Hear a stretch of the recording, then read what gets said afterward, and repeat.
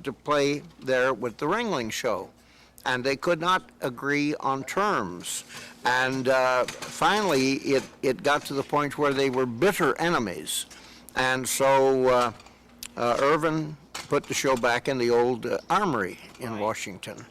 And so Abe Poland then said, well, you know, screw them.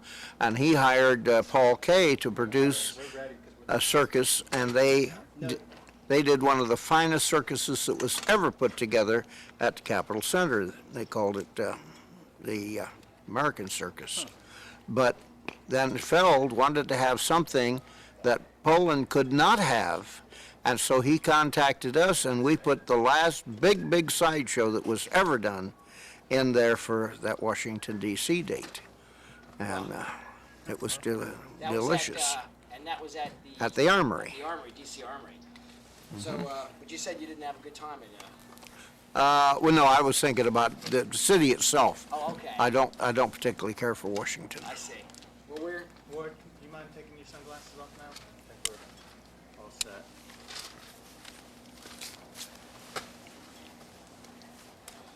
oops, sorry. I hit something. Well,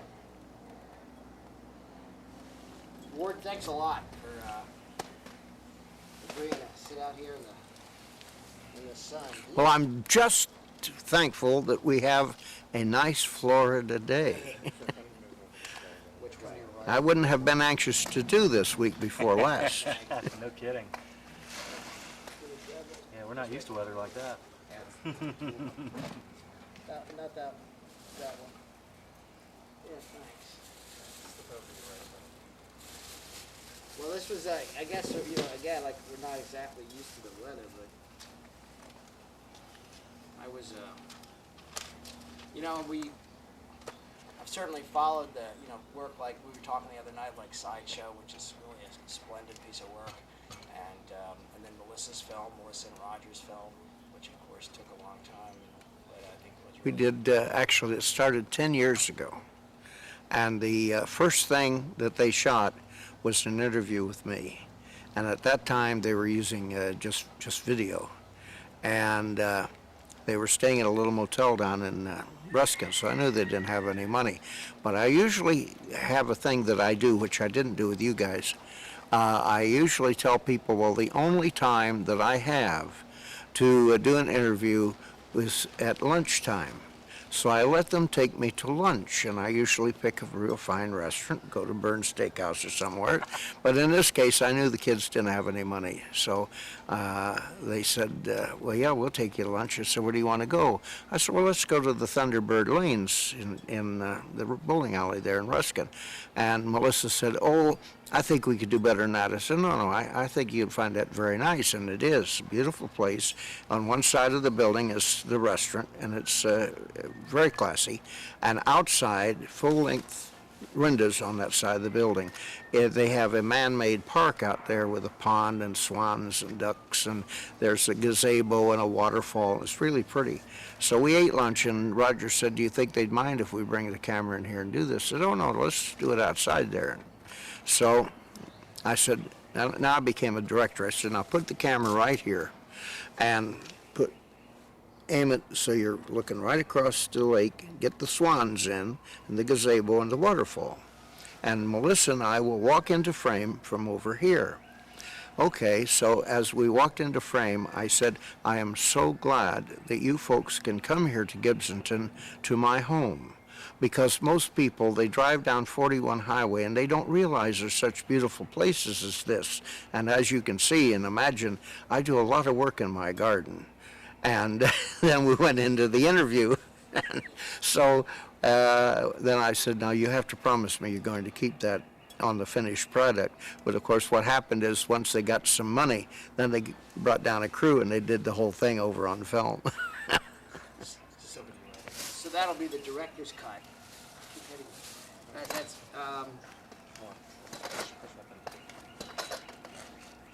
okay.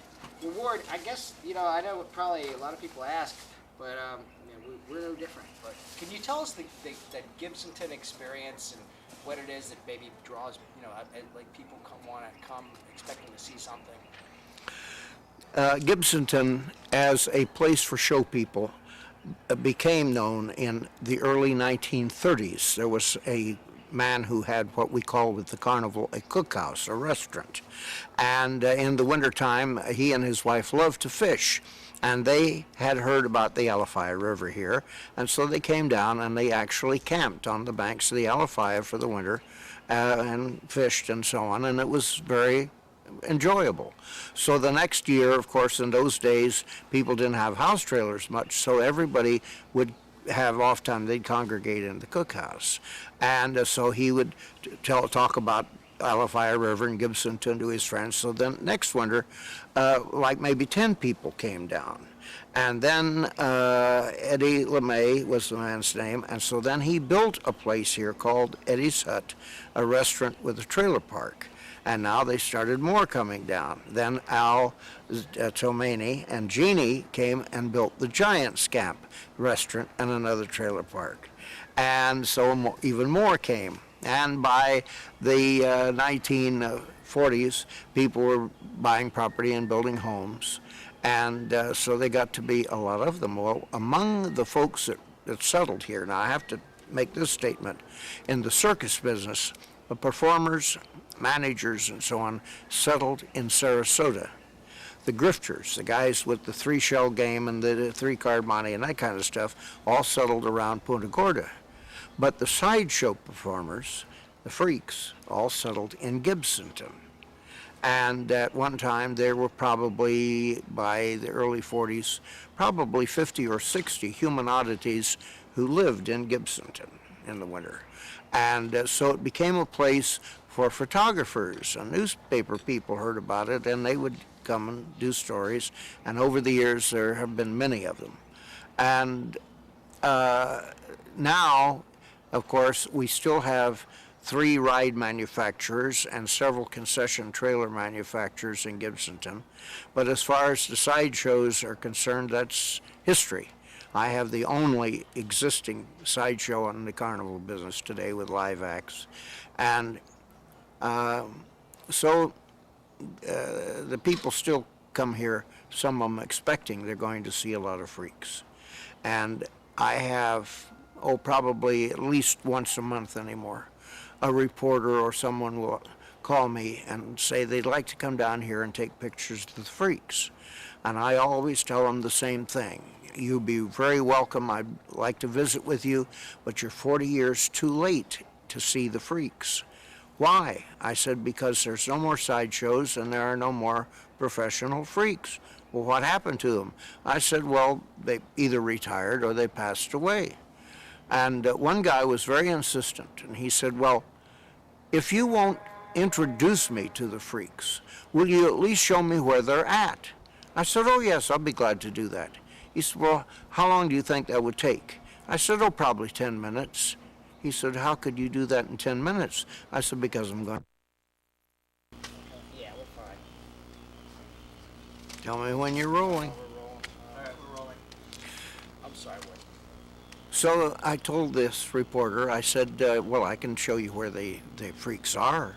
He said, how long would that take? I said, about 10 minutes. He said, well, how could we do it that fast? I said, because I'll take you to the cemetery and point out the gravestones to you. Because of the professional human oddities, there are only 2 now in Gibsonton.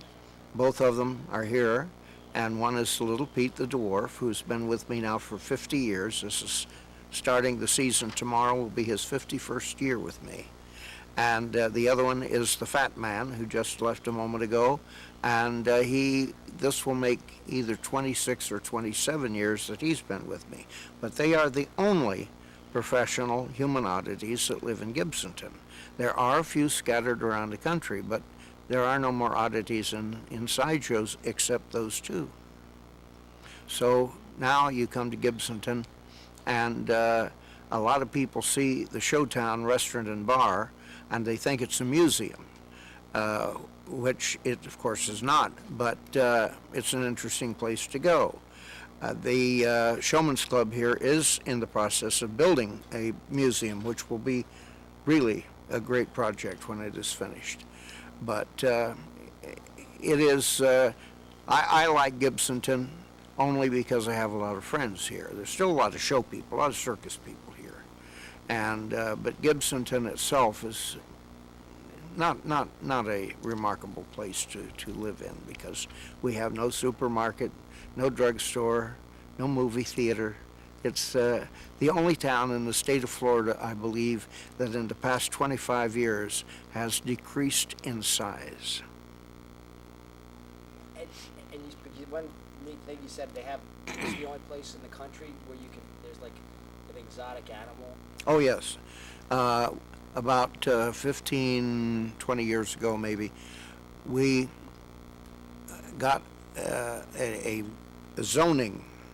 Let me start over. About 15, 20 years ago, we got a special zoning enacted for the southern part of Hillsborough County, which this is, and it's called residential show business.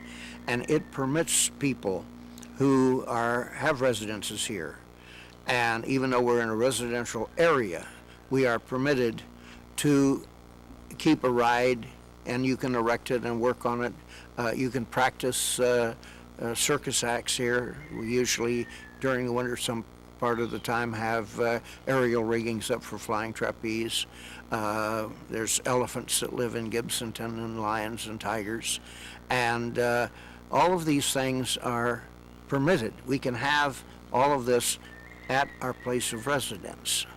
And so it is the one thing that has probably kept a lot of show people here, especially the circus people, because they got zoned out of Sarasota.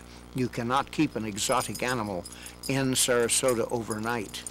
And so a lot of those people moved up here.